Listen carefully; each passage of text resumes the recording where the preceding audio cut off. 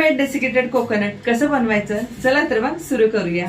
तर त्यासाठी आपल्याला ओला नारळ लागणार नाही। तर त्यासाठी आपल्याला 2 सुकं खोबऱ्याच्या वाट्या घ्यायच्या आहेत आणि या वाट्याचा जो काळा भाग असतो, काळी पाट असते, तो भाग सुरीने काढून घ्यायचा आहे आणि या वाट्या स्वच्छ सुती कापडाने, कोरड्या कापडाने पुसून घ्यायच्या आहेत आणि याच्या पातळ चकत्या करून मिक्सरच्या लहान भांड्यामध्ये पल्स मोड वरती 10 ते 15 सेकंद आपल्याला ते फिरून घ्यायचं आहे। पण महत्वाची गोष्ट, पल्स मोड वरती फिरून घ्यायचं आहे, खूप बारीक असं वाटून घ्यायचं नाही। जर तुम्ही बारीक वाटून घेतलं तर त्याचं तेल सुटू शकतं आणि त्याचं अगदी बारीक असं वाटण तयार होऊ शकतं। आता हे वाटल्यानंतर सुकं खोबरं जर वाळलेलं असेल तर तुम्हाला ते परत गरम कढईमध्ये परतून घ्यायची गरज नाही। तुम्ही डायरेक्ट वाटल्यानंतर ते हवाबंद डब्यामध्ये स्टोर करू शकता।